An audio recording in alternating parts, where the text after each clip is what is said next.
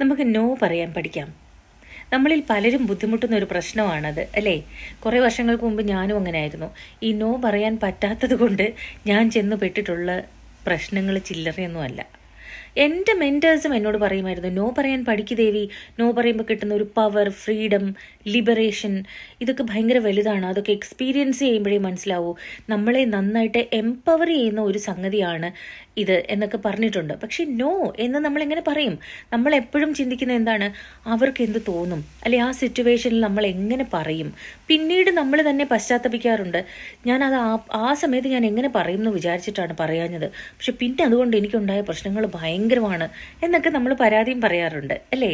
അപ്പം ഞാൻ അഡോപ്റ്റ് ചെയ്ത 1-2 ടെക്നിക്സ് പറഞ്ഞു തരാം. ഇത് ഞാൻ സ്വയം കണ്ടുപിടിച്ച ടെക്നിക്സ് ആണ്.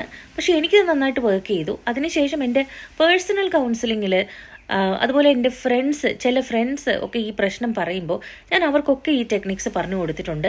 അവരൊക്കെ അത് വളരെ ഇഫക്റ്റീവാണെന്ന് എന്നോട് പറഞ്ഞിട്ടുമുണ്ട്. ഞാൻ ചെയ്തത് വളരെ സിമ്പിളായിട്ടുള്ള ഒരു കാര്യമാണ്.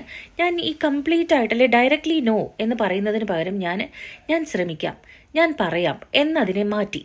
അതിൻ്റെ ഒരു ഗുണം, നമ്മളുടെ ബ്രെയിനിന് എത്ര ചെറുതോ നിസാരമോ ആയതാണെങ്കിലും ഈ നെഗറ്റീവ് എന്ന് നമ്മൾ പെർസീവ് ചെയ്തിരിക്കുന്ന കാര്യങ്ങൾ പറയാൻ അല്ലെങ്കിൽ അത് ആക്ഷൻ ചെയ്യാൻ ബ്രെയിനിന് ഭയങ്കര പ്രശ്നമാണ്. അത് ഭയങ്കര ഡിഫെൻസീവ് ആകും.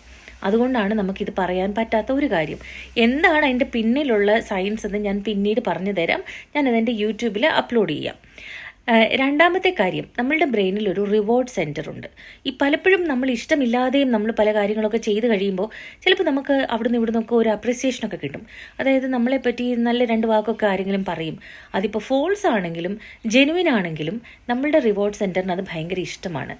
ഈ അപ്രിസിയേഷൻ ഇഷ്ടമില്ലാത്ത ആരാ ഉള്ളത്, അല്ലേ? എല്ലാവർക്കും അത് ഇഷ്ടമാണ്. അപ്പോൾ നമ്മളുടെ ഏറ്റവും വലിയ പ്രശ്നം എന്താണ്? നമ്മളെപ്പോഴും ചിന്തിക്കുന്നത്, ഞാനത് പറഞ്ഞാൽ അവരെന്ത് വിചാരിക്കും, ഞാൻ എങ്ങനെ അവിടെ അത് പറയും, ഇങ്ങനെയല്ലേ നമ്മൾ ചിന്തിക്കുക.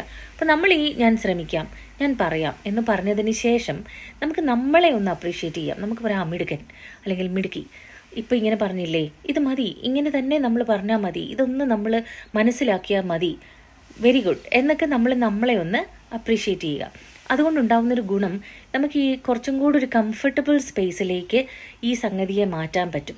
ഇത് കുറച്ചും കൂടി ഈസി ആയിട്ട് നമുക്ക് വരും. നമ്മൾ കംപ്ലീറ്റ് നോ എന്ന് പറയുന്നതിന് പകരം ഗ്രാജുവലി അത് നമ്മളെ ഈ നോ എന്ന് കംഫർട്ടബിളായിട്ട് പറയാൻ സഹായിക്കും.